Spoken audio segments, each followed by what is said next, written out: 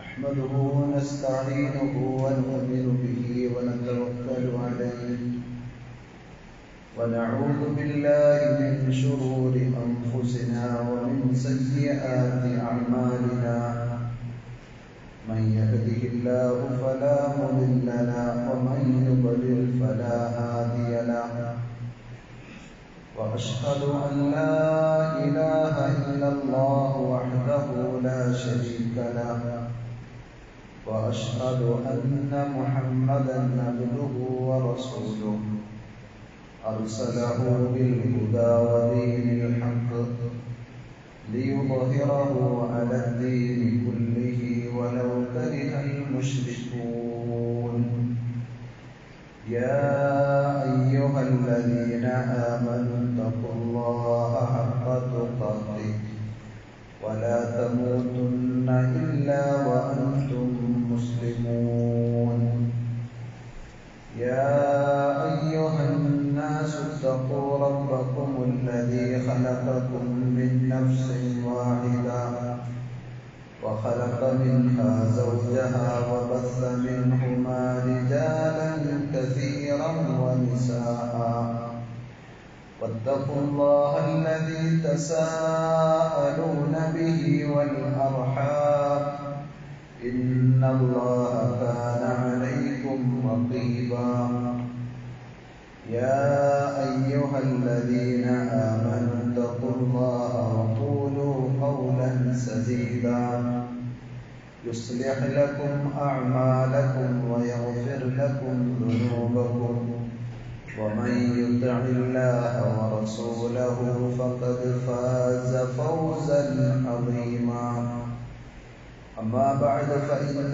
خير الحديث كتاب الله وخير الهدي هدي محمد صلى الله عليه وسلم وشر الأمور محدثاتها وكل محدثة بدعة وكل بدعة ضلالة وكل ضلالة في النار. أعوذ بالله السميع العليم من الشيطان الرجيم. بسم الله الرحمن الرحيم. واذكر في الكتاب إبراهيم إنه كان صديقا نبيا إذ قال لأبيه يا أبت لم تعبد ما لا يسمع ولا يبصر ولا يغني عنك شيئا.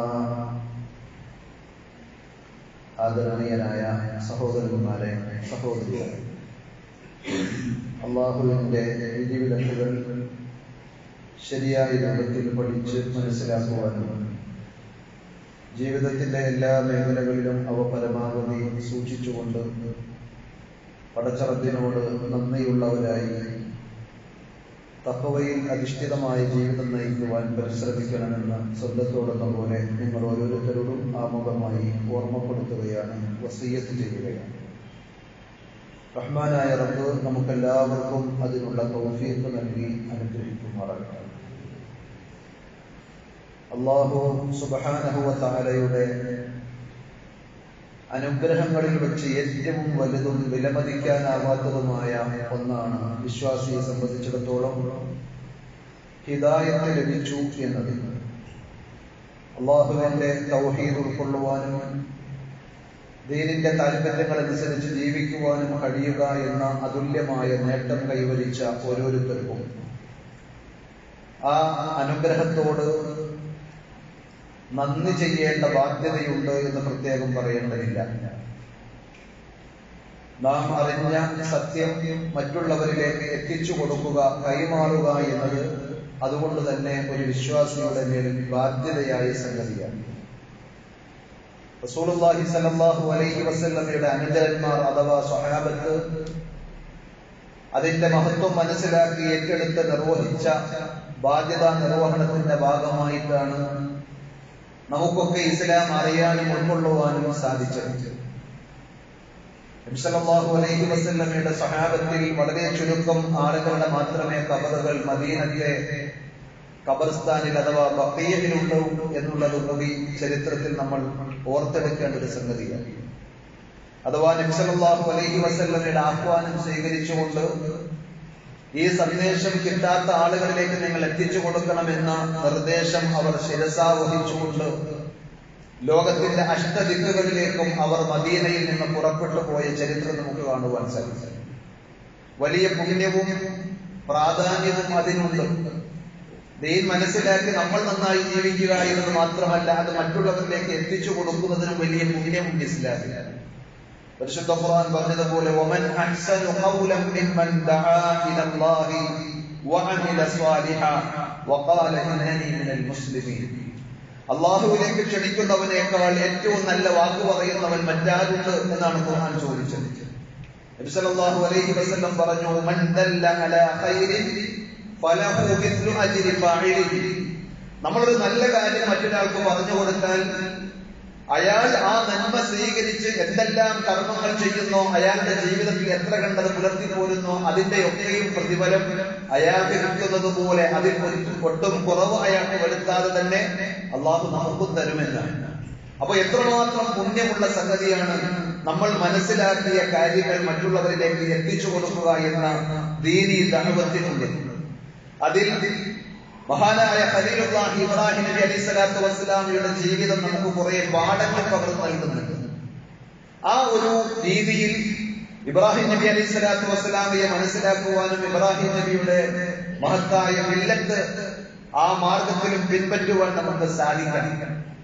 അതിലേറ്റവും ഒന്നാമത്തായി നമ്മൾ ശ്രദ്ധിക്കേണ്ട കാര്യം, നമുക്ക് മനസ്സിലാക്കാൻ സാധിച്ച ദീനിയായ കാര്യങ്ങൾ മനസ്സിലാക്കാൻ കഴിയാത്ത ആളുകളുടെ കൂട്ടത്തിൽ നമ്മുടെ ഏറ്റവും അടുത്ത ബന്ധുക്കളോട് നമുക്ക് കൂടുതൽ ബാധ്യതയും ഉത്തരവാദിത്വവും. സ്വന്തം മാതാപിതാക്കൾ, സഹോദരങ്ങൾ, അതേപോലെയുള്ള രക്തബന്ധുക്കൾ, അവരോടൊക്കെ ആത്മാർത്ഥമായ സ്നേഹവും നിഷ്കളങ്കമായ നസീഹത്തും നമുക്കുണ്ടെങ്കിൽ അവർക്ക് ആ കാര്യം നമ്മൾ പറഞ്ഞു കൊടുക്കണം. നമ്മുടെ കൺമുമ്പിൽ അവർ ഏതെങ്കിലും വലിയ ആപത്തിലേക്ക്, അപകടത്തിലേക്ക് ചെന്ന് ചാടുന്നു എന്ന് നമ്മൾ കണ്ടാൽ മനുഷ്യ സ്നേഹികളായ ആർക്കും, അത് ബന്ധുക്കളല്ലെങ്കിൽ പോലും, അടങ്ങിയിരിക്കുവാൻ സാധിക്കുകയില്ല. അവരെ അതിൽ തടയും, അവർക്ക് അതിനുള്ള മുന്നറിയിപ്പ് നൽകും. കണ്ണു കാണാത്തൊരു മനുഷ്യൻ നടന്നു പോകുന്നത് ഒരു പാറക്കല്ലിന്റെ നേർക്കാണ്, അയാൾ അതിൽ തട്ടിത്തടഞ്ഞ് വീഴും എന്ന് കണ്ടാൽ ജാതിയും മതവും അതേപോലെ ബന്ധവും ഒന്നും നോക്കാതെ മനുഷ്യ സ്നേഹികളായ ആരും അയാളെ ചെന്ന് കൈപിടിക്കും. അതേപോലെ വലിയ ഗർത്തത്തിലേക്കാണ്, കുഴിയിലേക്കാണ് അയാൾ പോകുന്നതെങ്കിൽ ഒച്ചയിട്ട് അലറി വിളിച്ച് ഓടിച്ചെന്ന് തടുപ്പെടും. എങ്കിൽ നരകത്തിന്റെ പാതയിലൂടെ സഞ്ചരിക്കുന്ന സ്വന്തം ഉമ്മയെ നോക്കിക്കൊണ്ട് എങ്ങനെ കണ്ണടിച്ച് നിഷ്ക്രിയനായി ഒന്നും പറയാതെ ഒന്നും ചെയ്യാതെ ഇരിക്കാൻ നമുക്ക് സാധിക്കും? ഇബ്രാഹിം നബി അലൈഹി സ്വലാത്തു വസ്സലാമിയുടെ ജീവിതത്തിലും മഹാനായ മുഹമ്മദ് മുസ്തഫ റസൂലുള്ളാഹി സ്വല്ലല്ലാഹു അലൈഹി വസല്ലമയുടെ ജീവിതത്തിലുമൊക്കെ ഈ കാര്യം നമുക്ക് കൃത്യമായി കാണുവാൻ സാധിക്കും. വിശുദ്ധ ഖുർആൻ സൂറത്തു ശുഅറായിലെ 214-ാമത്തെ ആയത്ത് അവതരിപ്പിച്ചപ്പോൾ വഅൻദിർ അശീറതകൽ അഖ്റബീൻ, നിന്റെ ഏറ്റവും അടുത്ത കുടുംബക്കാർക്ക് നീ താക്കീത് നൽകണം എന്ന നിർദ്ദേശം വന്നപ്പോൾ നബി സല്ലല്ലാഹു അലൈഹി വസല്ലം എന്ത് ചെയ്തു എന്നറിയുമോ? അത്തൻ നബി സല്ലല്ലാഹു അലൈഹി വസല്ലം അസ്ഫഫ ഫസഹിദ അലൈഹി തുമ്മ നാദാ. നബി സല്ലല്ലാഹു അലൈഹി വസല്ലം മക്കയിലെ സഫാ കുന്നിൽ കയറി നിന്നുകൊണ്ട് നബി സല്ലല്ലാഹു അലൈഹി വസല്ലമയുടെ നാട്ടുകാരും കുടുംബക്കാരുമായിട്ടുള്ള ആളുകളെയെല്ലാം വിളിച്ചു ചേർത്തു അവിടെ. എന്നിട്ട് അള്ളാഹുവിന്റെ ദീനിനെ സംബന്ധിച്ച് പറഞ്ഞു കൊടുത്തു എന്നുള്ളത് ചരിത്രത്തിൽ ഹദീസിന്റെ ഗ്രന്ഥങ്ങളിൽ നമുക്ക് കാണുവാൻ സാധിക്കും. സ്വഹീഹുൽ ബുഖാരിയിൽ, സ്വഹീഹ് മുസ്ലിമിൽ, മുസ്നദ് അഹ്മദിൽ, അതേപോലെ തന്നെ സുനനുൻ നസായിയിൽ, ജാമിഉ തിർമിദിയിൽ, ഇങ്ങനെ തുടങ്ങി പ്രസിദ്ധങ്ങളായ ഒട്ടേറെ ഹദീസിന്റെ ഗ്രന്ഥങ്ങളിൽ സ്ഥാനം പിടിച്ച സംഭവമാണ് ഞാൻ ഈ പറഞ്ഞ കാര്യം. അതേപോലെ ഇബ്രാഹിം നബി അലൈഹി സ്വലാത്തു വസ്സലാം പറഞ്ഞു കൊടുക്കുകയാണ് സ്വന്തം പിതാവിനോട്, വിഗ്രഹ നിർമ്മാതാവും വിഗ്രഹ പൂജാരിയും അതേപോലെ തന്നെ വിഗ്രഹം ഉണ്ടാക്കിയിട്ടുള്ള ആളുകൾ കൊണ്ടുപോയി വിറ്റ് ശിർക്ക് പ്രചരിപ്പിക്കുന്ന ആളുമായ സ്വന്തം പിതാവിനോട് ഇബ്രാഹിം നബി അലൈഹി സ്വലാത്തു വസ്സലാം ഉണ്ടായിരുന്നില്ല. തുടക്കത്തിൽ ഞാൻ ഓതി വെച്ച ആയത്ത് 19-ാം അധ്യായം സൂറത്ത് മറിയമിലെ 41-42 ആയത്തുകളാണ്. ഇബ്രാഹിമിനെ കുറിച്ച് നിങ്ങൾ ഈ വേദഗ്രന്ഥത്തിലൂടെ സ്മരിക്കുക, ഓർക്കുക. അദ്ദേഹം പരിപൂർണ സത്യസന്ധനായ ഒരു പ്രവാചകനായിരുന്നു.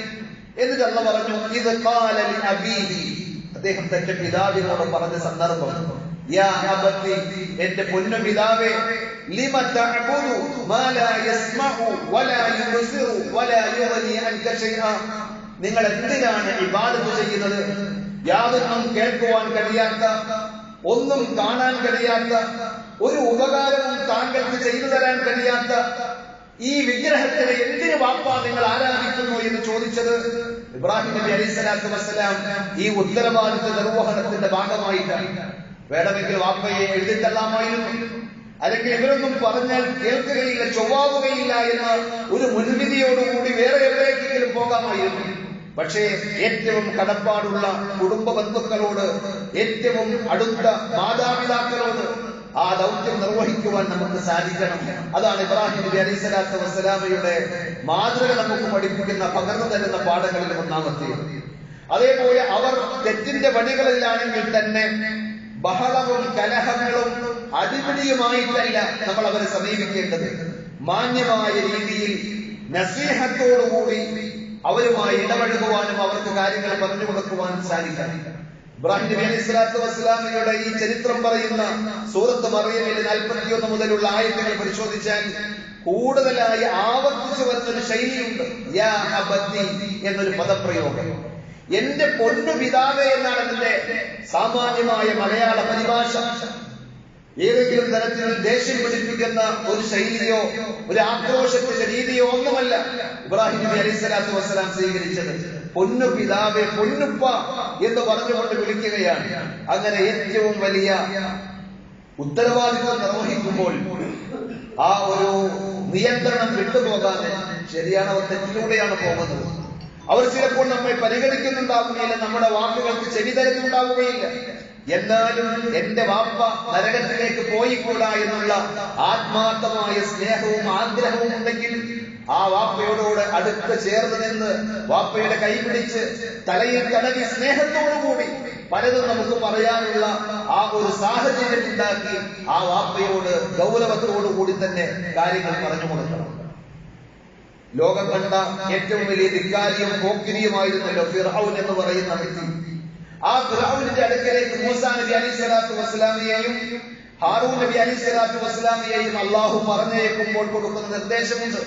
20-ാം അധ്യായം സൂറത്ത് ത്വാഹയിലെ 43-44 വചനങ്ങളിൽ നമുക്കത് കാണുവാൻ സാധിക്കും. നിങ്ങൾ രണ്ടുപേരും, മൂസാ നബി അലൈഹി സ്വലാത്തു വസ്സലാമയും ഹാറൂൻ നബി അലൈഹി സ്വലാത്തു വസ്സലാമയും പോകണം ഇലാ ഫിർഔന, ഫിർഔനിന്റെ അടുക്കലേക്ക്. ഇന്നഹു തഗാ, അയാൾ എല്ലാവിധ പരിധിയും ലംഘിച്ചു പോയിട്ടുണ്ട്, അക്രമിയായിട്ടുണ്ട്. പക്ഷേ ഫഖൂലാ ലഹു ഖൗലൻ ലയ്യിനൻ ലഅല്ലഹു യതദക്കറു ഔ യഖ്ശാ, നിങ്ങൾ അവിടെ ചെന്നിട്ട് തമ്മാടി, പോക്കിരി, അക്രമി എന്നൊന്നുമല്ല വിളിക്കേണ്ടത്. ഫഖൂലാ ലഹു, നിങ്ങൾ രണ്ടുപേരും അയാളോട് സംസാരിക്കണം, പറയണം.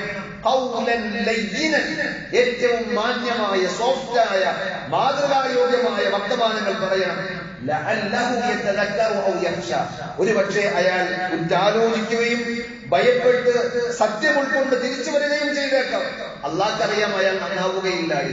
എന്നിട്ടും നമ്മളോട്, അഥവാ മൂസാ നബി അലൈഹി സ്വലാത്തു വസ്സലാമയോട് ഈ ഒരു രീതി പഠിപ്പിക്കുമ്പോൾ സഹോദരങ്ങളെ, ആ ഫിർഔനിനേക്കാൾ എത്രയോ താഴെയാണ് ബാക്കിയുള്ള അക്രമത്തിലും തെറ്റായ മാർഗത്തിലൂടെയും സഞ്ചരിക്കുന്ന നമ്മുടെ സുഹൃത്തുക്കളും സഹോദരങ്ങളും ഒക്കെ ആയിട്ടുള്ള ആളുകൾ. അവരോട് സംസാരിക്കുമ്പോൾ പരിഹാസങ്ങളും കളിയാക്കലും തെറിവാക്കുകളും ഒന്നുമല്ല ദീനി ദഅവത്തിന്റെ രീതി എന്ന് നമ്മൾ തിരിച്ചറിയേണ്ടതുണ്ട്.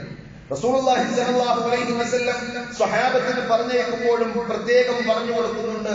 അബൂ മൂസൽ അശ്അരി റളിയല്ലാഹു അൻഹു, അതേപോലെ തന്നെ മുആദ് റളിയല്ലാഹു അൻഹു, ഇവരെയൊക്കെ പറഞ്ഞേക്കുന്ന സന്ദർഭത്തിൽ കാണാം പ്രത്യേകം കൊടുക്കുന്ന നിർദ്ദേശം, ബശ്ശിറാ വലാ തുനഫിറാ, നിങ്ങൾ ആളുകളെ വെറുപ്പിക്കരുത്, സന്തോഷവാർത്ത അറിയിക്കണം. അതേപോലെ തന്നെ വയസ്സിറാ വലാ തുഅസ്സിറാ, ആളുകൾക്ക് നിങ്ങൾ എളുപ്പമുണ്ടാക്കണം, ഞെരുക്കമുണ്ടാക്കരുത്. ഇങ്ങനെ മാന്യമായി നമ്മുടെ മുന്നിലിരിക്കുന്ന ആളുകൾ നമ്മുടെ ശത്രുക്കളായ ആദ്യമേ തന്നെ മുദ്രകുത്തേണ്ടതില്ല.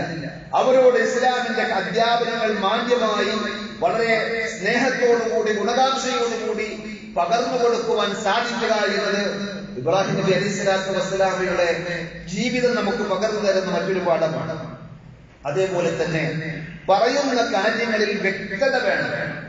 സ്പഷ്ടമായ രീതിയിൽ ആളുകൾക്ക് മനസ്സിലാകുന്ന രൂപത്തിൽ അത് പറഞ്ഞു കൊടുക്കണം. തെറ്റാണ് ഞാൻ ചെയ്യുന്നത് എന്ന് അയാൾക്ക് അറിഞ്ഞാൽ മാത്രമേ അത് തിരുത്താൻ കഴിയുകയുള്ളൂ.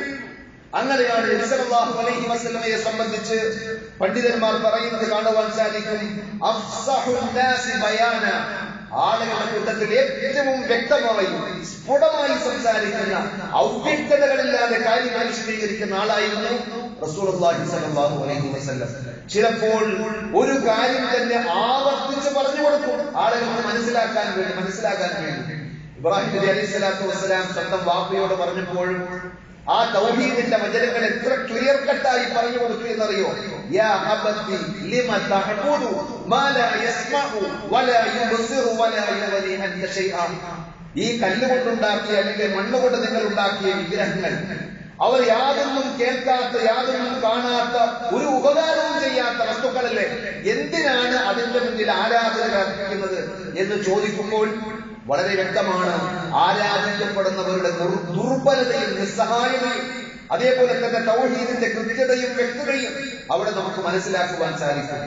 ആർക്കൊക്കെയോ വേണ്ടി എന്തൊക്കെയോ വിളിച്ചു പറഞ്ഞു പോകുന്നതല്ല ദഅവത്ത്. ഏതെങ്കിലും വലിയ സാഹിത്യ ഭാഷയിൽ എന്തെങ്കിലുമൊക്കെ പറഞ്ഞ് അതിഗംഭീരമായ പ്രഭാഷണമായിരുന്നു എന്ന ആളുകളെ കൊണ്ട് പറയിക്കലല്ല, മറിച്ച് കാര്യങ്ങൾ കൃത്യമായി പറഞ്ഞു കൊടുക്കുമ്പോൾ ആശയങ്ങൾ അവരിലേക്ക് കൺവേ ചെയ്യുവാൻ സാധിക്കുന്ന സ്ഫുടമായ സുതാര്യമായ രീതിയാണ് ചെയ്യേണ്ടത്.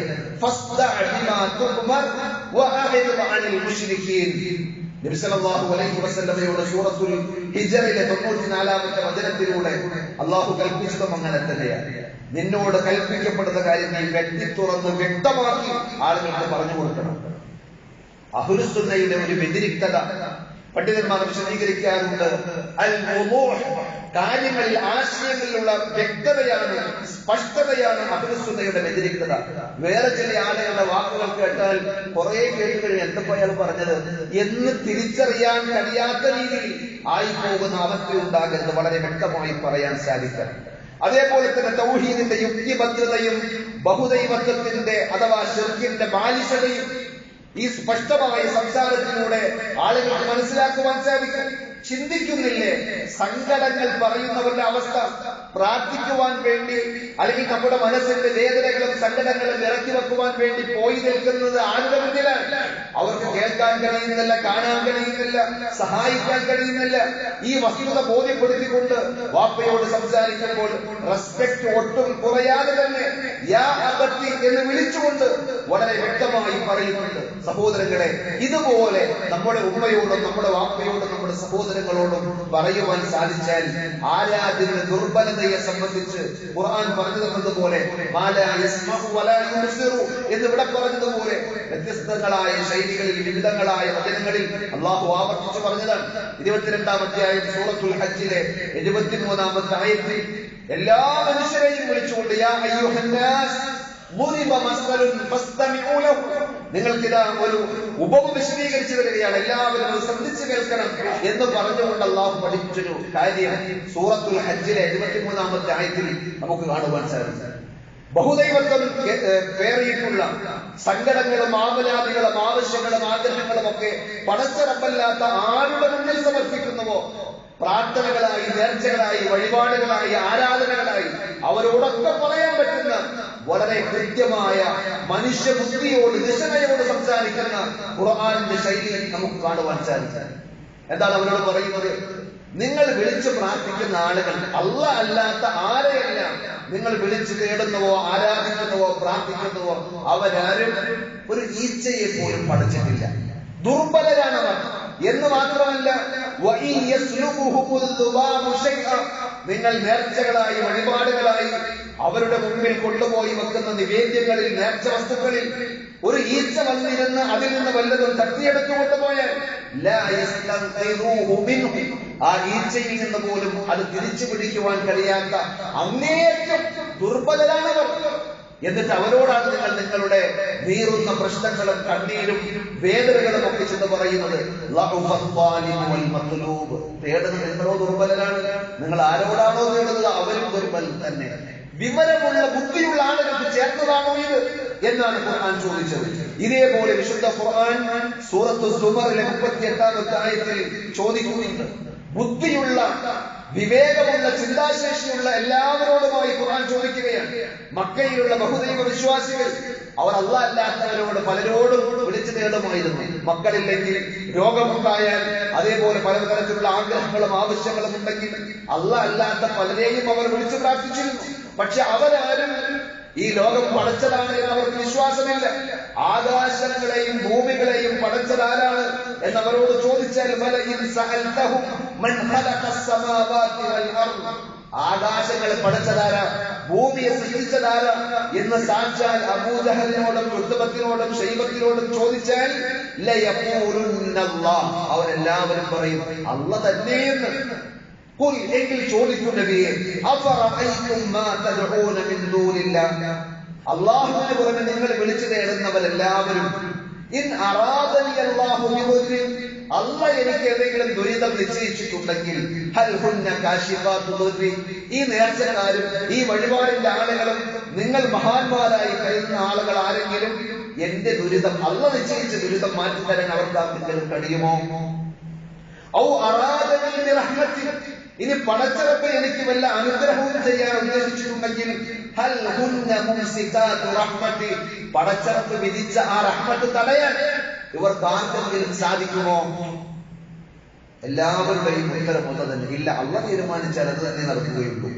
എങ്കിൽ പറയൂ നബിയെ, ഖുൽ ഹസ്ബിയല്ലാഹു അലൈഹി യതവക്കലുൽ മുതവക്കിലൂൻ. എങ്കിൽ ആ റബ്ബ് മതി എനിക്ക്. ഏതൊരു റബ്ബിന്റെ തീരുമാനമാണ് ലോകത്തുടനീളം നടക്കുന്നത്. അവൻ നിശ്ചയിച്ചതേ നടക്കുകയുള്ളൂ. അവൻ തടഞ്ഞത് തരാൻ ഒരാൾക്കും സാധിക്കുകയില്ല. അവൻ തന്നത് തടയാതെ ഒരാൾക്കും സാധിക്കുകയില്ല. നമ്മളൊക്കെ സലാം കഴിഞ്ഞാൽ പറയാറുള്ളത് പോലെ അല്ലാഹുമ്മ ലാ മാനിഅ ലിമാ അഅതൈത വലാ മുഅതിയ ലിമാ മനഅത വലാ യൻഫഉ ദൽ ജദ്ദ മിൻകൽ ജദ്ദ. ഇത് മുസ്ലിമിന്റെ അഖീദയാണ്, വിശ്വാസമാണ്.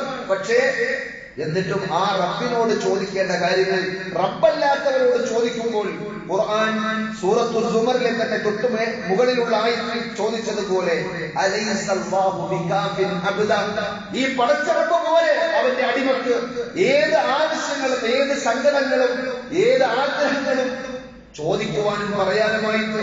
അതുകൊണ്ട് സഹോദരങ്ങളെ, വ്യക്തമായി തൗഹീദിന്റെ യുക്തിഭദ്രമായ ആ ആശയങ്ങൾ, ബഹുദൈവത്വത്തിന്റെ നിരർത്ഥകതകൾ ബോധ്യപ്പെടുത്തിക്കൊണ്ട് ആളുകളോട് സൗമ്യമായി ഈ സത്യപാതയിലേക്ക് ക്ഷണിക്കുവാൻ, അവരെ വിളിക്കുവാൻ നമുക്ക് സാധിക്കേണ്ടതുണ്ട്. അതേപോലെ തന്നെ നാം പറയുന്ന വിഷയത്തിൽ വ്യക്തമായ അറിവും ബോധവും നമുക്കുണ്ടായിരിക്കണം, ബോധ്യവും നമുക്കുണ്ടായിരിക്കണം. വ്യക്തമായ അറിവിന്റെ അടിസ്ഥാനത്തിലായിരിക്കണം നമ്മൾ ഒരാളെ ഒരു കാര്യത്തിലേക്ക് ക്ഷണിക്കേണ്ടത്, ഒരു കാര്യം എതിർക്കേണ്ടത്. ഇബ്രാഹിം നബി അലൈഹി സ്വലാത്തു വസ്സലാം എന്ന് പറഞ്ഞു, യാ അബത്തി, അവിടെയും എന്റെ പൊന്നു വാപ്പ എന്ന് വിളിച്ചുകൊണ്ട് പറയുകയാണ്, ഇന്നി ഖദ് ജാഅനി മിനൽ ഇൽം, എനിക്ക് അല്ലാഹുവിന്റെ പക്കൽ നിന്ന് അറിവുകൾ കിട്ടിയിട്ടുണ്ട്, പ്രവാചകത്വം എനിക്ക് അല്ലാഹു നൽകിയിട്ടുണ്ട്. അങ്ങനെ വ്യക്തമായ അറിവിന്റെ അടിസ്ഥാനത്തിൽ ഇന്ന ആയത്ത്, ഇന്ന ഹദീസ് ഇങ്ങനെ പറഞ്ഞ് തെളിവുകൾ ഉദ്ധരിച്ചുകൊണ്ട് കാര്യങ്ങൾ വിശദീകരിക്കുവാൻ നമുക്ക് സാധിക്കണം. കാലതീലകൾക്ക് സ്ഥാനമില്ല ഇസ്ലാമിൽ. ആരോ ഒരാൾ പറഞ്ഞു എന്നല്ല പറയേണ്ടത്, മറിച്ച് പ്രമാണബദ്ധമായി നമുക്ക് ദീനിയായ കാര്യങ്ങൾ മനസ്സിലാക്കുവാനും ആചരിക്കുവാനും അത് മറ്റുള്ളവർക്ക് പറഞ്ഞു കൊടുക്കുവാനും സാധിക്കണം. സൂറത്ത് യൂസുഫിൽ 108-ാമത്തെ ആയത്തിൽ അല്ലാഹു പറയുന്നത്, ഖുൽ, പറഞ്ഞു കൊടുക്കൂ നബിയെ, ഹാദിഹി സബീലി, ഇതാണ് എന്റെ മാർഗം, അദ്ഉ ഇലല്ലാഹി അലാ ബസീറത്തിൻ, ഞാൻ അല്ലാഹുവിലേക്ക് ക്ഷണിക്കുകയാണ് ആളുകളെ, അലാ ബസീറത്തിൻ, തെളിവുകളുടെ അടിസ്ഥാനത്തിൽ, ഉൾക്കാഴ്ചയോടുകൂടി. ഞാൻ മാത്രമല്ല, അന വമൻ ഇത്തബഅനി, ഞാൻ എന്നെ പിൻപറ്റുന്ന ആളുകളും അത് ചെയ്യുന്നുണ്ട്. അപ്പോൾ നബി സല്ലല്ലാഹു അലൈഹി വസല്ലമയെ പിൻപറ്റുന്ന നമ്മൾ കൂടി ചെയ്യേണ്ടുന്ന ഉത്തരവാദിത്തമാണ് ദഅവത്ത് എന്നത്. അതേപോലെ തന്നെ അത് പ്രമാണബദ്ധമായി തെളിവുകളുടെ അടിസ്ഥാനത്തിലായിരിക്കണം എന്നതും ഖുർആൻ അവിടെ ഉണർത്തുന്നുണ്ട്. രണ്ട് വിരുദ്ധ ധ്രുവങ്ങളിലാണ് ഇന്ന് ആ വിഷയത്തിൽ നമുക്ക് ആളുകളെ കാണുവാൻ സാധിക്കുന്നത്. ദീനി ദഅവത്ത് എന്ന പേരിൽ ആളുകളെ വിളിച്ചുകൂട്ടി മെയ്ക്ക് വെച്ച് കെട്ടി, സ്റ്റേജ് വെച്ച് കെട്ടി ആളുകൾ സംസാരിക്കുന്നതിൽ ഒരു വിഭാഗത്തിന്റെ അവസ്ഥ കെട്ടുകഥകളും സ്വപ്നങ്ങളുമായി ദീനിൽ യാതൊരു അടിസ്ഥാനവുമില്ലാത്ത കാര്യങ്ങൾ പറഞ്ഞ് ആളുകൾക്ക് അതാണ് ദീൻ എന്ന രീതിയിൽ കുറെ വാർത്തകൾ കെട്ടുകഥകൾ പ്രചരിപ്പിക്കുകയാണ്.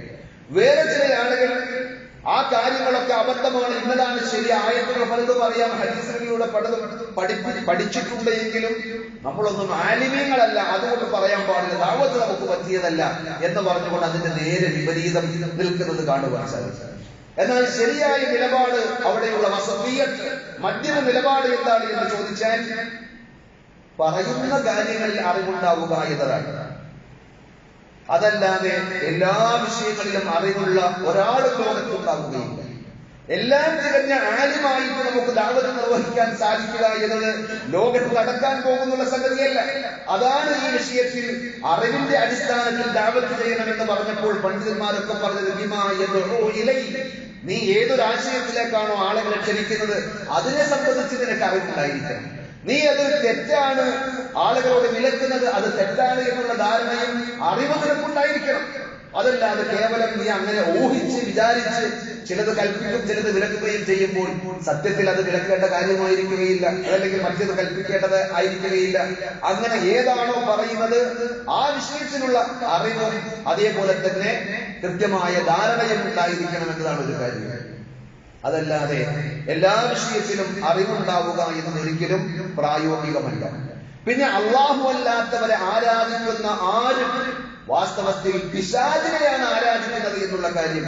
യാ അബതി ലാ തഅബുദി ശൈത്താൻ, പിശാചിനെ താങ്കൾ ആരാധിക്കരുത് വാപ്പ എന്ന് പറയുമ്പോൾ ഷെയ്ഖ് സഅദി അബ്ദുറഹ്മാൻ ഇബ്നു നാസിർ സഅദി റഹ്മത്തുള്ളാഹി അലൈഹി ആ ആയത്ത് വിശദീകരിക്കുമ്പോൾ രേഖപ്പെടുത്തുന്നുണ്ട്, ലിഅന്ന മൻ അബദ ഗൈറല്ലാഹി ഫഖദ അബദ ശൈത്താൻ.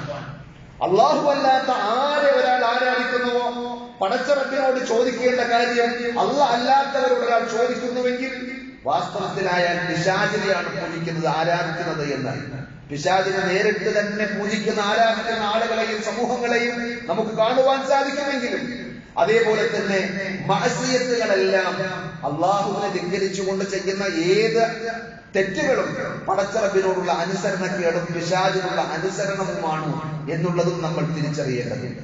അത് പടച്ച റബ്ബിൽ നിന്നുള്ള റഹ്മത്ത് തടയാൻ നിമിത്തമാകുമെന്നുള്ള കാര്യവും ഷെയ്ഖ് സഅദി അവിടെ പ്രത്യേകം രേഖപ്പെടുത്തുന്നത് കാണുവാൻ സാധിക്കും. വഫീ ദിക്രി ഇളാഫത്തിൽ ഇസ്യാൻ ഇലാ ഇസ്മിർ റഹ്മാൻ, നിങ്ങൾ വാപ്പയോട് പറഞ്ഞപ്പോൾ ലാ തഅബുദി ശൈത്താൻ ഇന്ന ശൈത്താന കാന ലിർറഹ്മാനി അസിയ എന്ന് പറഞ്ഞു. റഹ്മാനായ റബ്ബിനോട് ധിക്കാരം ചെയ്തവനാണ് പിശാച്, അതുകൊണ്ട് പിശാചിന്റെ പിന്നാലെ പോകരുത് വാപ്പ എന്ന് പറഞ്ഞപ്പോൾ അവിടെ ഒരു കാര്യം പ്രത്യേകം ഉണർത്തുകയാണ്. റഹ്മാനായ അള്ളാഹുവിനോട് ധിക്കാരം കാണിച്ചു എന്നാണ് അവിടെ പറഞ്ഞത്. ആ തെറ്റിനെ അഥവാ ധിക്കാരം കാണിച്ചു എന്നതിനെ റഹ്മാനായ അള്ളാഹു എന്നതിലേക്ക് ചേർത്ത് പറഞ്ഞതിൽ ഇശാറത്തുൻ, ഒരു നല്ല സൂചനയുണ്ട്. ഇലാ അന്നൽ മആസി തംനഉൽ അബ്ദ മിൻ റഹ്മത്തില്ലാഹ്, അള്ളാഹുവിനെ ധിക്കരിച്ചുകൊണ്ട് നാം ചെയ്യുന്ന ഏതൊരു ധിക്കാരവും ഏതൊരു തെറ്റും റബ്ബിന്റെ റഹ്മത്ത് നമുക്ക് നിഷേധിക്കുന്നതാണ്, തടയുന്നതാണ്. വതഗ്ലിഖു അലൈഹി അബ്വാബഹ, അള്ളാഹുവിന്റെ റഹ്മത്തിന്റെ കവാടങ്ങളെ എല്ലാത്തിനെയും പൊട്ടിയടക്കുന്ന പ്രവൃത്തിയാണ്. നമുക്കതിനെ പറ്റി തോന്നും അങ്ങനെ ആ ചുരുവിലൂടെ പോയാൽ കുറച്ച് ലാഭം കൂടുതൽ കിട്ടും, അത് ഹറാമാണെന്ന് നമ്മുടെ മനസ്സ് മനസ്സിലാക്കുമ്പോഴും ഇന്ന് ആരാണ് ചെയ്യാത്തത്? കൈക്കൂലി കൊടുക്കാൻ അതിന്റെ പലിശയിലൂടെ വരുന്ന ലാഭം നമ്മൾ എന്തിനു വേണ്ട എന്ന് വെക്കണം എന്നൊക്കെ ചോദിക്കുമ്പോൾ നമ്മൾ തിരിച്ചറിയുക, പടച്ച റബ്ബിനെ ധിക്കരിച്ചുകൊണ്ട് അള്ളാഹുവിന്റെ കൽപ്പനകളെ അനുസരിക്കാതെ നമ്മൾ ചെയ്യുന്ന ഏത് കാര്യവും അള്ളാഹുവിന്റെ റഹ്മത്തുകൾ നമുക്ക് തടയുന്ന പ്രവൃത്തിയാണ്. പിശാച് നമുക്കത് ഭംഗിയാക്കി തോന്നിക്കും, ഭാര്യ ഒരുപക്ഷെ നമുക്കത് ഭംഗിയാക്കി തോന്നിക്കും, കൂട്ടുകാർ നമുക്കത് അലങ്കൃതമാക്കി തോന്നിക്കും. എന്നാലും ആ ഹറാമുകൾ എനിക്ക് വേണ്ട, റഹ്മാനായ റബ്ബിന്റെ റഹ്മത്ത് തടയുന്ന പ്രവൃത്തികളാണ് അത് എന്ന് തിരിച്ചറിയുവാൻ നമുക്ക് സാധിക്കണം. കമാ അന്ന ത്വാഅത അക്ബറുൽ അസ്ബാബ് ലിനൈലി റഹ്മത്തി, അല്ലാഹുവിനെ വഴിപ്പെട്ടുകൊണ്ട് അല്ലാഹ് പറഞ്ഞതനുസരിച്ച് ജീവിക്കുകയാണ് അല്ലാഹുവിന്റെ റഹ്മത്ത് നേടിയെടുക്കുവാനുള്ള ഏറ്റവും നല്ല മാർഗം എന്ന് കൂടി അദ്ദേഹം അവിടെ രേഖപ്പെടുത്തുന്നുണ്ട്. റസൂലുള്ളാഹി സ്വല്ലല്ലാഹു അലൈഹി വസല്ലം പറഞ്ഞു, ഇന്ന റൂഹൽ ഖുദ്സി നഫത ഫീ റൂഹി, ജിബ്രീൽ അലൈഹിസ്സലാത്തു വസ്സലാം എന്റെ ഹൃദയത്തിൽ ഇട്ടു തന്ന ഒരു വഹിയാണ്, അന്ന നഫ്സൻ ലൻ തമൂത ഹത്താ തസ്തഖ്ബില അജലഹ, അല്ലാഹു റൂഹ് ഊതി ലോകത്തേക്ക് പറഞ്ഞയച്ച ഏത് മനുഷ്യനും അയാളുടെ അവധി പൂർത്തിയാക്കാതെ ഈ ലോകത്ത് നിന്ന് മരിച്ചു പോവുകയില്ല. 100 വയസ്സാണെന്ന് നിശ്ചയിച്ചതെങ്കിൽ 100 പൂർത്തിയാക്കിയതിനു ശേഷമേ അയാൾ പോവുകയുള്ളൂ. അഥവാ അള്ളാഹു നിശ്ചയിച്ച അവധി എത്താതെ ഒരാളും മരിക്കുകയില്ല. നമ്മുടെ ഓരോരുത്തരുടെയും റിസ്ഖും പടച്ചറപ്പ് കണക്കാക്കിയിട്ടുണ്ട്. അവസാനത്തെ വറ്റും കടിച്ചിട്ടല്ലാതെ ഒരാളും അയാൾക്ക് നിശ്ചയിച്ച അവസാന വിഹിതവും തിന്നിട്ടല്ലാതെ അവസാനത്തെ ഉരുളയും അയാൾ ഇറക്കിയിട്ടല്ലാതെ ഇവിടെ നിന്ന് പോവുകയില്ല. അതുകൊണ്ട് നിങ്ങൾ റബ്ബിനെ സൂക്ഷിച്ചുകൊണ്ടായിരിക്കണം നിങ്ങളുടെ ഇടപാടുകൾ നടക്കേണ്ടത്. അള്ളാഹുവിനെ സൂക്ഷിച്ചുകൊണ്ട് അവന്റെ വിധിവിലക്കുകൾ പാലിച്ചുകൊണ്ടായിരിക്കണം നിങ്ങൾ ആ റിസ്ക് തേടിപ്പിടിക്കേണ്ടത്. അതുകൊണ്ട് മാന്യമാക്കാൻ, മനോഹരമാക്കാൻ നിങ്ങൾക്ക് സാധിക്കണം അത് തേടിപ്പോകുന്ന വഴികൾ.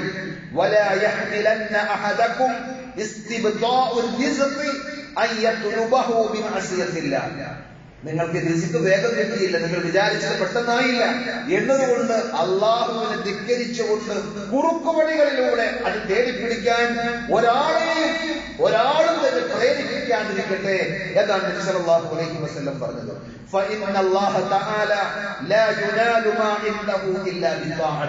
പടച്ചറപ്പിന്റെ കൈകളിലാണ് എല്ലാം. അള്ളാഹുവിന്റെ കൈകളിലുള്ളത് അവന് വഴിപ്പെടുന്നതിലൂടെയല്ലാതെ നേടിയെടുക്കുവാൻ സാധിക്കുകയില്ല. ഹറാമിന്റെ വഴികളിലൂടെ പോയി എന്തെങ്കിലും ലാഭം കൊയ്യാം, നേട്ടം നേടിയെടുക്കാമെന്ന് നിങ്ങൾ ആരും കരുതേണ്ടതില്ല എന്നാണ് നബി സല്ലല്ലാഹു അലൈഹി വസല്ലം പറഞ്ഞത്. അതുകൊണ്ട് സഹോദരങ്ങളെ, ജീവിതത്തിൽ സൂക്ഷ്മത പാലിക്കുവാൻ, തഖ്വ ഉൾക്കൊള്ളുവാൻ നമുക്ക് സാധിച്ചാൽ അതാണ് രക്ഷ, അതാണ് ആശ്വാസം. ഖുർആൻ ആവർത്തിച്ചു പറഞ്ഞു, അള്ളാഹുവിന്റെ വിധിവിലക്കുകൾ ശ്രദ്ധിച്ച് സൂക്ഷിച്ച് ജീവിക്കുന്ന ആളുകൾക്ക് അയാൾ അകപ്പെട്ടിട്ടുള്ള ഏത് പ്രയാസങ്ങളിൽ നിന്നും പുറത്തു വരുവാനുള്ള ഒരു തുറവി അള്ളാഹു ഉണ്ടാക്കി കൊടുക്കും. അയാൾ പോലും വിചാരിക്കാത്ത രീതിയിൽ അള്ളാഹു അയാൾക്ക് കാര്യങ്ങൾ നൽകും. അയാളുടെ എല്ലാ കാര്യങ്ങളും പടച്ചറപ്പ് എളുപ്പമാക്കി കൊടുക്കും എന്നാണ്. അതേപോലെ തന്നെ അയാളുടെ പാപങ്ങൾ അള്ളാഹു പുറത്തു കൊടുക്കും. അള്ളാഹു അയാൾക്ക് മഹത്തരമായ പ്രതിഫലം നൽകും എന്നൊക്കെ പറഞ്ഞത് അള്ളാഹുവിന്റെ വിലക്കുകൾ ശ്രദ്ധിച്ച് സൂക്ഷിച്ച് ജീവിക്കുന്ന ആളുകൾക്കാണ്. അതുകൊണ്ട് ജീവിതത്തിൽ ഹറാമുകൾ ചെയ്യാൻ പ്രേരിപ്പിക്കുന്ന സാഹചര്യങ്ങളും കൂട്ടുകാരും കുടുംബക്കാരും ഒക്കെ ഉണ്ടാകുമ്പോൾ അതൊക്കെ എനിക്ക് റബ്ബിന്റെ റഹ്മത്തിനെ തടയുന്ന ഏറ്റവും വലിയ അപരാധങ്ങളാണ് എന്ന് തിരിച്ചറിയാൻ നമുക്ക് സാധിക്കണം. ഇബ്രാഹിം നബി അലൈഹി സ്വലാത്തു വസ്സലാമിന്റെ ആ ജീവിത മാതൃകയിൽ അതുകൂടി നമുക്ക് പഠിക്കുവാനുണ്ട്. റഹ്മാനായ റബ്ബ് ഇബ്രാഹിം നബി അലൈഹി സ്വലാത്തു വസ്സലാമിയുടെ മഹിതമായ മാതൃകകൾ പഠിച്ചറിഞ്ഞ് ആ പാതയിലൂടെ സഞ്ചരിച്ച് ഇബ്രാഹിം നബി അലൈഹി സ്വലാത്തു വസ്സലാമിയുടെയും മുഹമ്മദ് നബി സല്ലല്ലാഹു അലൈഹി വസല്ലമയുടെയും സർവ്വ അമ്പിയാക്കന്മാരുടെയും മുർസലീങ്ങളുടെയും കൂടെ ജന്നാത്തുൽ ഫിർദൗസ് പങ്കിടുവാനുള്ള മഹാഭാഗ്യം നമുക്ക് ഓരോരുത്തർക്കും നൽകി അനുഗ്രഹിക്കുമാറാകട്ടെ.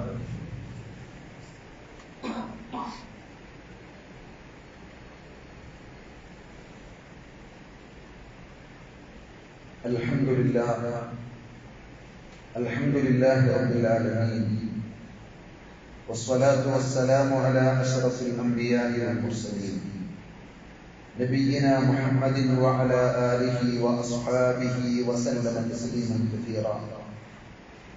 يا أيها الذين آمنوا اتقوا الله حق تقاته ولا تموتن إلا وأنتم مسلمون. സ്നേഹമുള്ള സഹോദരന്മാരെ, സഹോദരികളെ, അള്ളാഹുവിന്റെ വിധിവിലക്കുകൾ ജീവിതത്തിന്റെ എല്ലാ മേഖലകളിലും പരമാവധി ശ്രദ്ധിക്കണമെന്നും ഒരിക്കൽ കൂടി ഉണർത്തുകയാണ്. റഹ്മാനായ റബ്ബ് നമുക്ക് എല്ലാവർക്കും അതിനുള്ള തൗഫീഖ് നൽകി അനുഗ്രഹിക്കുമാറാകട്ടെ.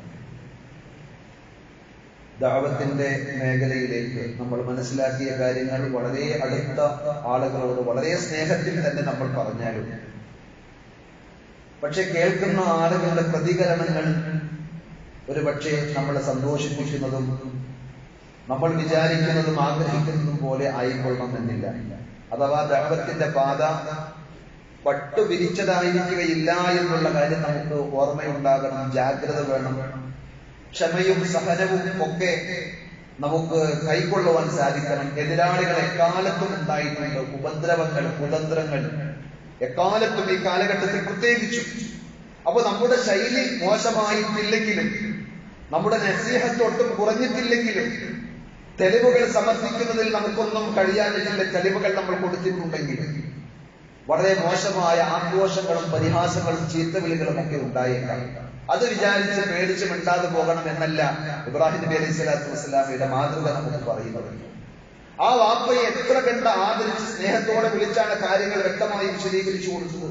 പക്ഷെ ഇബ്രാഹിം നബി അലൈഹി സ്വലാത്തു വസ്സലാമയോട് അയാൾ പ്രതികരിച്ച രീതി എങ്ങനെയാണെന്ന് അറിയോ? قال أراغب أنت عن آلهتي يا إبراهيم لئن لم تنته لأرجمنك واهجرني مليا. ഇബ്രാഹിം, നീ എന്റെ ആരാധ്യ വസ്തുക്കളെയെല്ലാം വെറുക്കുകയാണോ? ലഇൻ ലം തൻതഹി, നീ ഈ പരിപാടി അവസാനിപ്പിച്ചില്ലെങ്കിൽ ലഅർജുമന്നക, ഉറപ്പായി ഞാൻ നിന്നെ എറിഞ്ഞു കൊല്ലും എന്നൊരു വാപ്പ എല്ലാവിധ അധികാരവും ശക്തിയും സ്വാധീനവും ഉപയോഗിച്ചുകൊണ്ട് ആക്രോശിക്കുമ്പോൾ, ശിർക്കിന്റെ ഒരിക്കലും ഉൾക്കൊള്ളുവാൻ സാധിക്കാത്ത ആ വൃത്തികെട്ട ആശയത്തെ ന്യായീകരിക്കുവാൻ ശ്രമിക്കുമ്പോൾ, പണ്ഡിതന്മാർ പറഞ്ഞതുപോലെ വഹാദാ മിനൽ ജഹ്ലിൽ മുഫ്രിദ്, അത് പരിധി വിട്ട ഏറ്റവും വലിയ അജ്ഞതയുടെ സ്വഭാവമാണ്. വൽ കുഫ്രിൽ വഖീം, മോശമായ നിഷേധത്തിന്റെയും ഭാവമാണ്. അപ്പൊ പ്രകോപനങ്ങൾ ഉണ്ടാകും, ഭീഷണികൾ ഉണ്ടാകും, ഉപദ്രവങ്ങൾ ഉണ്ടാകും.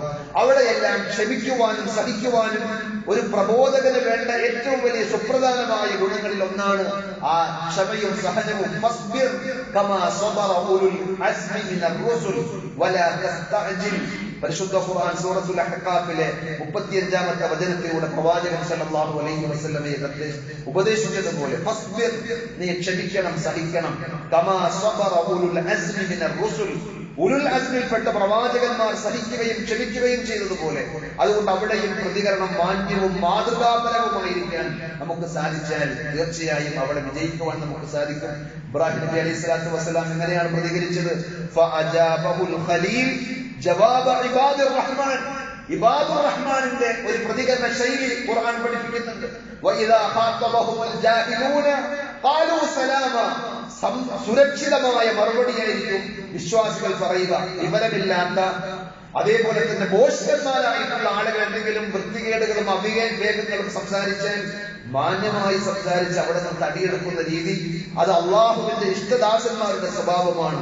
ആ ഒരു രീതിയാണ് ഇബ്രാഹിം നബി അലൈഹി സ്വലാത്തു വസ്സലാം തന്റെ വാപ്പയോട് കാണിച്ചത് എന്നുള്ളതും ആ ചരിത്രത്തിൽ നമുക്ക് വായിക്കുവാൻ സാധിക്കുന്നതാണ്. ഇങ്ങനെ കുറെ പാഠങ്ങൾ സൂറത്ത് മറിയമിലെ 3-4-5 ആയത്തുകൾ നമ്മൾ മനസ്സിരുത്തി വായിച്ചാൽ നമുക്ക് ഉൾക്കൊള്ളുവാൻ സാധിക്കും. ആ പാഠങ്ങളൊക്കെ ഉൾക്കൊണ്ടുകൊണ്ട് നമ്മുടെ ജീവിതത്തിൽ ആ ഒരു മാതൃക സ്വീകരിക്കുവാൻ നമ്മൾ പരിശ്രമിക്കണം. അള്ളാഹു നമുക്കതിനുള്ള തൗഫീഖ് നൽകി അനുഗ്രഹിക്കുമാറാകട്ടെ. സഹോദരങ്ങളെ, നമുക്കറിയാവുന്നതുപോലെ നാളെയാണ് നമ്മുടെ ഈദുൽ അദ്ഹ, വലിയ പെരുന്നാൾ. കൃത്യം 7:30 തന്നെ നമുക്ക് നമസ്കാരം ആരംഭിക്കേണ്ടതുണ്ട്. അതനുസരിച്ച് വളരെ നേരത്തെ എല്ലാവരും വീട്ടിൽ നിന്ന് തന്നെ കഴിയുമെങ്കിൽ ഒന്നുവെടുത്ത് മുസല്ലയും ഒക്കെ കരുതി പള്ളിയിലേക്ക് വരാൻ സാധിച്ചാൽ, പ്രതികൂലമായ കാലാവസ്ഥയായിരിക്കുമെന്ന് കരുതി നമ്മൾ പള്ളിയിലാണ് നമസ്കാരം അറേഞ്ച് ചെയ്തിട്ടുള്ളത്. നേരത്തെ തന്നെ എത്താൻ എല്ലാവരും ശ്രദ്ധിക്കണം. അതേപോലെ തന്നെ ഇന്ന് സുബഹി മുതൽ അയ്യാമുൽ തശ്രീഖിന്റെ അസർ വരെയും നമസ്കാരങ്ങൾക്ക് ശേഷം തക്ബീർ അൽ മുഖയ്യദ് ഉണ്ട് എന്ന് നമ്മൾ കഴിഞ്ഞ ഖുതുബയിൽ പറഞ്ഞിരുന്നു. എന്നാൽ അയ്യാമുൽ തശ്രീഖിൽ സുന്നത്ത് നോമ്പുകളൊന്നുമില്ല. അഥവാ തിങ്കളാഴ്ചകളിൽ നോമ്പെടുക്കുന്ന ആളുകൾ ഉണ്ടാകും.